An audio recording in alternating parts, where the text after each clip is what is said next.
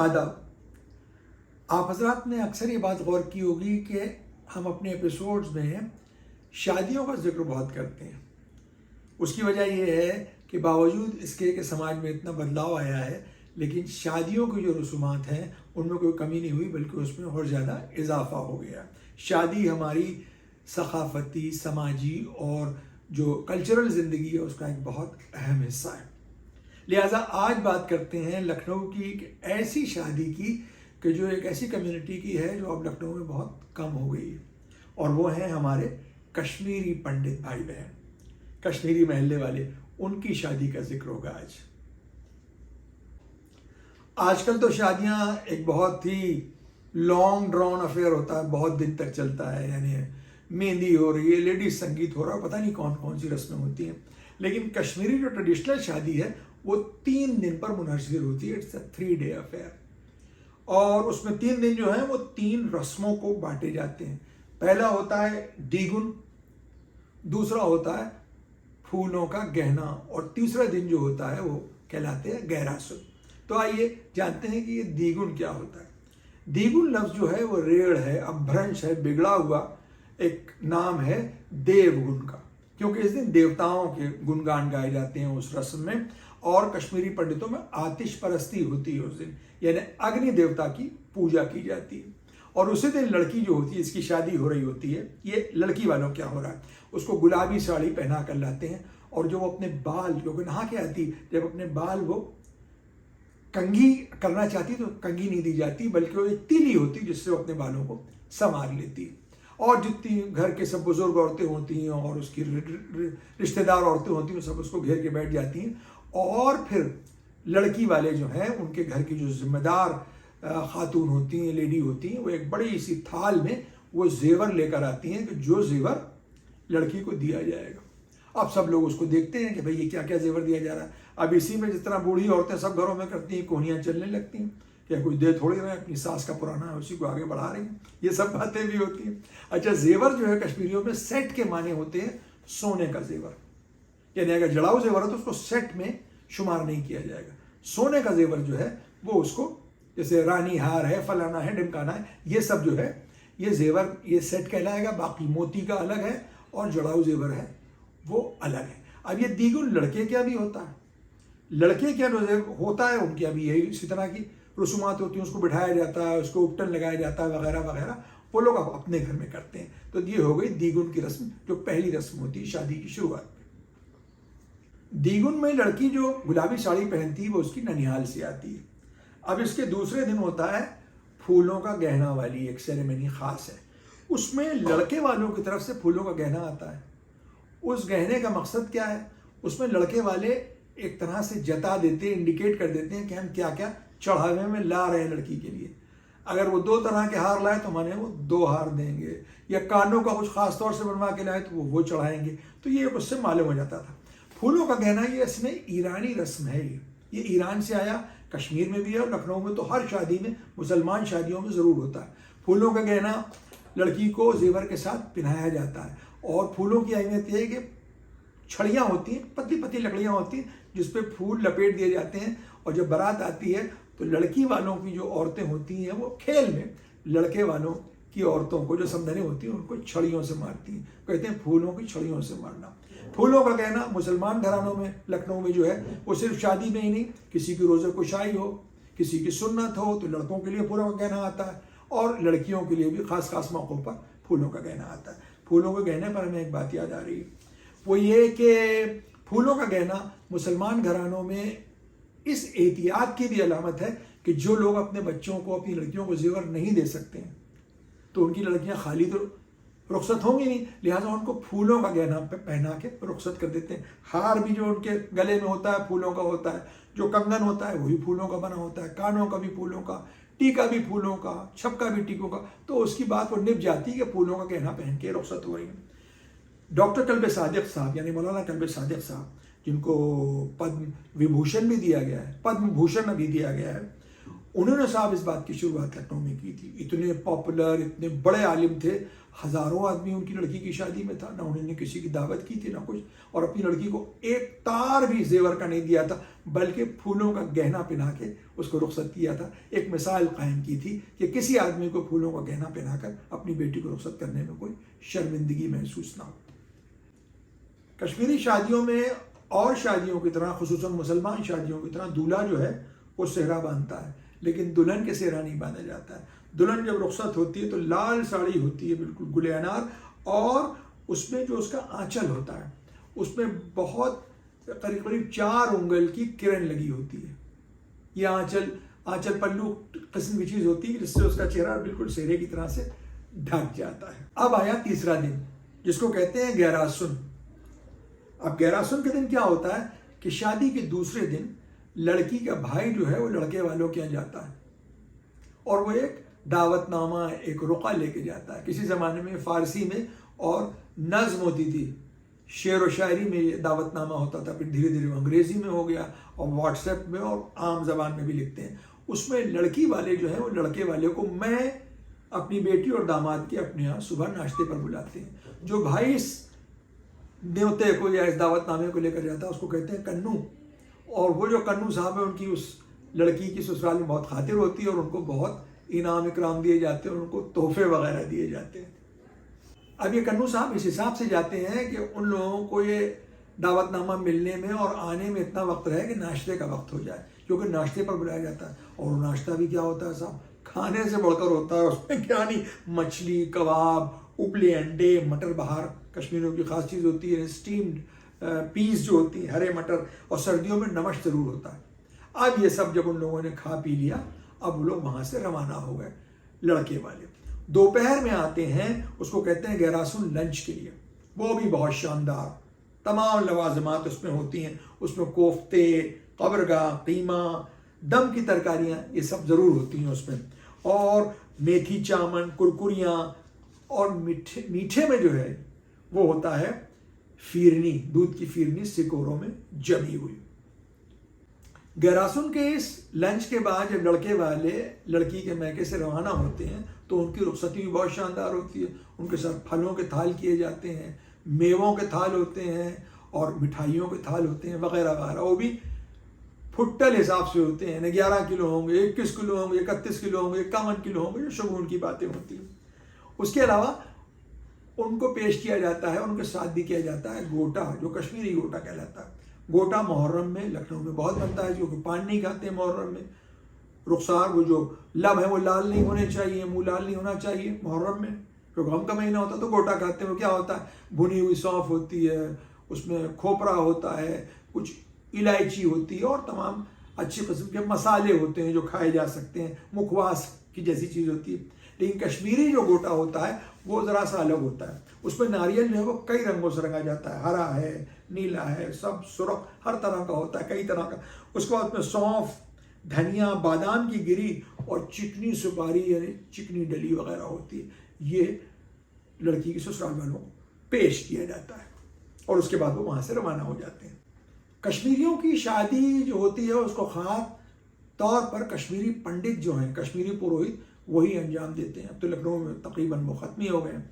इसमें कश्मीरी मोहल्ले में रहते थे राजनाथ रघु जो राजा गुरु कहलाते थे, उनके अलावा रामजी गुरु, बिरजू गुरु राजदान साहब थे और चुन्नू गुरु। ये सब लोग शादियाँ वगैरह करवाते थे चुन्नूलाल धर्मशाला में और या बख्शी साहब की हवेली पर।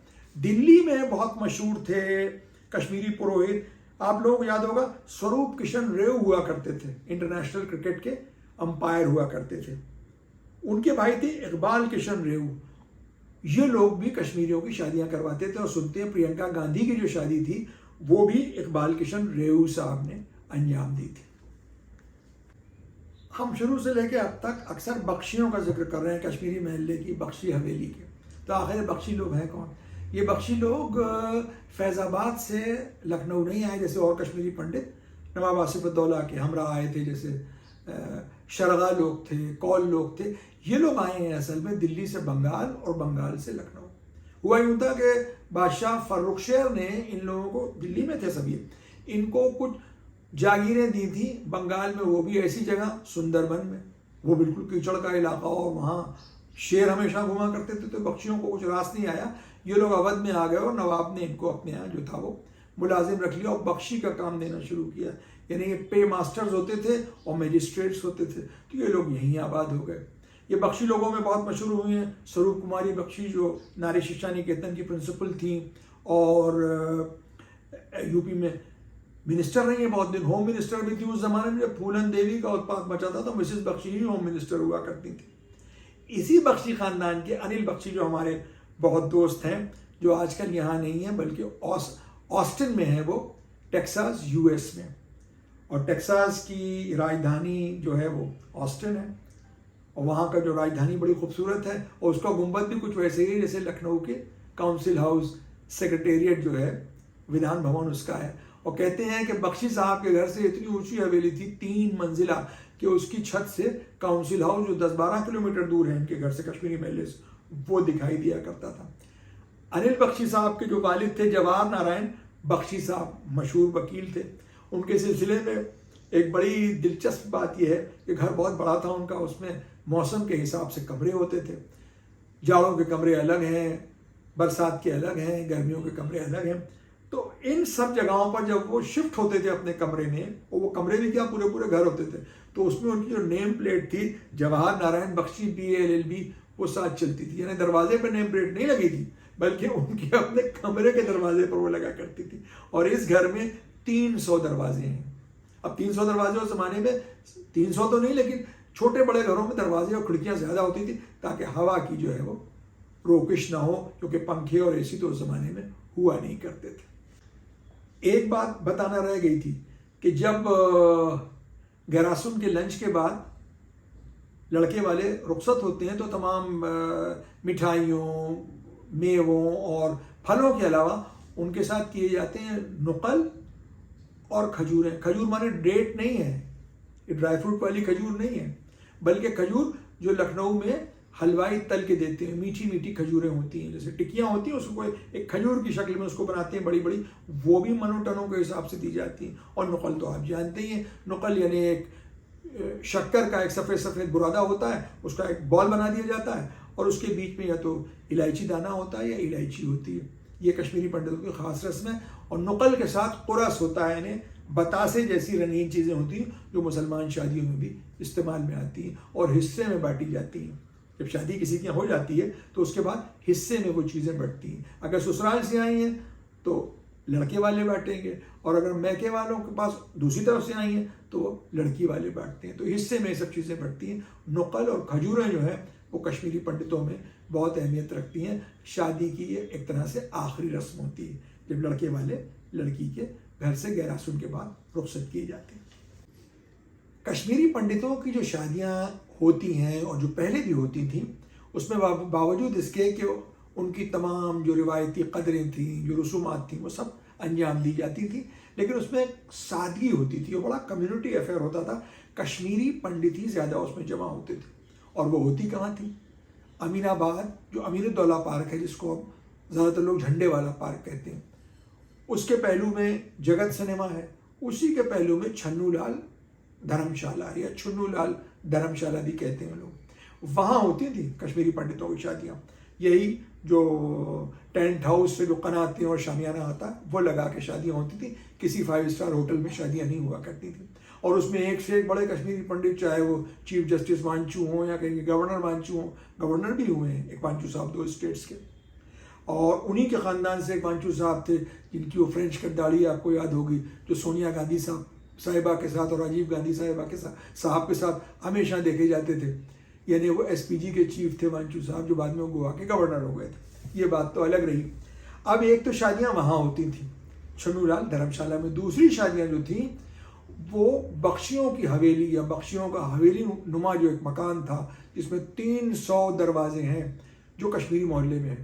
वहाँ क्योंकि इतना बड़ा मकान था, बड़े बड़े दालान थे, उसमें 200-200 लोग आराम से बैठ सकते थे। वहाँ कश्मीरियों की शादियाँ हुआ करती थी।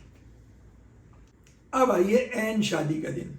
ऐन शादी के दिन वैसे ही जैसे सब घरों में, हिंदुआने घरों में होता है, फेरे होते हैं वगैरह, मंत्रोच्चारण होता है, और उसमें जो है सबसे पहले जो पुरोहित पंडित होते हैं वो लड़की के कान में 8 या अटारू पहनाते हैं। जो आपने देखा होगा कश्मीरी औरतें अक्सर एक चेन में एक बुंदा जैसा कानों में पहने होती है, सुहाग की निशानी होती है, इसको कहते हैं अट। और ये पहनाते हैं एक कलावे में, पंडित जो होते हैं वो कलावे में पहनाते हैं। और फिर जब ससुराल जाती है लड़की तो चाहे वो सोने का पहने चाहे चांदी का पहने। अब ये कश्मीरी औरतें जो कान में अट या अटारू पहनती हैं, अटरू या अटारू जिस भी तरह से आप उसको कहें, उसके 2 हिस्से होते हैं। एक तो होता है चेन जो अट कहलाती है, जिस चेन में पहनते हैं, और नीचे जो एक चीज़ होती है, एक बुंदा नुमा, एक लॉकेट नुमा चीज़ होती है जिसको कहते हैं देजू। वो जो है वो ख़ास तौर से शादी के दिन भी पहनाया जाता है। चाहे वो कलावे में उसको पहना देते हैं, फिर ससुराल में जाकर उसको चांदी सोने किसी में भी डालते हैं। धीरे धीरे लोग जो हैं उसमें कभी कभी वो मुक्केश भी पहन लेते हैं, और जो बूढ़ी औरतें हो जाती हैं वो अक्सर गुलाबी धागों में या किसी तरह पहन लेती हैं, और उसकी ख़ास रस्म होती है, अक्सर उसको उतार भी देती हैं और ख़ास मौक़ों पर उसको पहनती हैं। तो ये हो गई 8 जो पहचान है कश्मीरी सुहागिनों की। कश्मीरी पंडितों की शादी की एक और रस्म है, वो ये है कि शादी के बाद दुल्हन का नाम बदल दिया जाता है। बिल्कुल जैसे मराठी लोगों में होता है उसी तरह से कश्मीरी पंडितों में भी होता है। जैसे हमारे ये अनिल भाई बख्शी जो हैं, इनकी बेगम साहब का नाम पहले था अर्चना चन्ना, लेकिन शादी के बाद उनका नाम हो गया नुपुर बख्शी। लेकिन अब लड़कियां इसको नाम वाम नहीं बदलती और ना ही कान छिदवा के अटारू पहनती, बल्कि ऊपर से अटारू कान के ऊपर से पहन लेती हैं। इस नाम बदलने पे हमें याद आया कि महाराष्ट्र की इस रस्म का और कश्मीरियों से क्या ताल्लुक। गौतम कौल साहब आप लोगों को याद होंगे, मिसेस शीला कौल के बेटे जो बड़े सीनियर IPS ऑफिसर थे। एक मरतबा शायद उन्होंने किसी अपने आर्टिकल में लिखा था, हमने ऑनलाइन देखा था उसे, कि जो कश्मीरी पंडित हैं ये सब महाराष्ट्र से गए हुए हैं। इनकी जो ओरिजिन है पूरे नॉर्थ इंडियन पंडितों का, ब्राह्मणों का, वो महाराष्ट्र और गुजरात के इस रीजन से हुआ। क्योंकि बट यहाँ भी होते हैं वहाँ भी होते हैं। इसी तरह के बहुत से नाम हैं। कुमाऊनी ब्राह्मण जो हैं वो तो बिल्कुल ही, उनके यहाँ तो शादियों में गुजराती रस्में भी होती हैं और उनके नाम भी वही हैं। जो पांड्या थे वो पांडे हो गए, पंत वगैरह तो वैसे ही होते हैं। तो ये जो तहजीब होती है, जो कल्चर होती है, उसको कोई कट ऑफ डेट नहीं होती कि इस तारीख से हमारा कल्चर शुरू हुआ, उसके पहले का सब बिल्कुल एग्रीकल्चर, उसको नहीं मानेंगे। नहीं, ये बनता बिगड़ता रहता है। चीज़ें आती हैं, नई चीज़ें शामिल होती हैं, पुरानी चीज़ें जो हैं वो रुखसत होती रहती हैं। तो कल्चर इस तरह से एक जिंदा पेड़ की तरह से बढ़ता रहता है, उगता रहता है। नई कोपलें आती हैं और पुरानी जो टहनियाँ हैं वो झड़ जाती हैं। अब तक के इस जिक्र को आप हजरात सुनकर ये समझ ही गए होंगे कि आज के इस एपिसोड को तरतीब देने में हमारे दोस्त अनिल बख्शी साहब और उनकी बेगम साहब नुपुर बख्शी साहिबा ने बहुत ताउन किया। उन्होंने तमाम वो अंदरूनी जो इंटरनल मालूमात होती है कश्मीरी रसूमात की, शादियों की जो रस्में होती हैं और जो फाइनल नुआंसेस होती हैं वो हमें समझाई हैं, और उसी की बिना पर हम आपके सामने आज का एपिसोड पेश कर सकें। लिहाजा अनिल बख्शी साहब और नुपुर बख्शी साहिबा का बहुत बहुत शुक्रिया। आज का एपिसोड आपको कैसा लगा? अगर इसमें कोई खामी रह गई हो या आप कुछ इसमें और बताना चाहते हैं तो अपने कमेंट्स में हमें ज़रूर लिखें। अगली मरतबा आपसे फिर मुलाकात होगी, लेकिन उससे पहले वही गुजारिश कि आप हजरात अपने इस चैनल को देखते रहें, अपने दोस्तों को भी दिखाएं और इसको शेयर करें। और बेहतर होगा कि आप इसको यूट्यूब या इंस्टाग्राम पर देखा करें, क्योंकि हम इंस्टाग्राम पर भी अवेलेबल हैं। बेल का आइकन दबाना ना भूलें, क्योंकि अक्सर लोग शिकायत करते हैं कि उनको नोटिफिकेशन नहीं मिलता, इसलिए बेल का आइकन आप ज़रूर दबा दें ताकि आप हजरात को टाइमली नोटिफिकेशन मिलते रहे। अगले एपिसोड तक के लिए इजाज़त, खुदा हाफिज़, आदाब।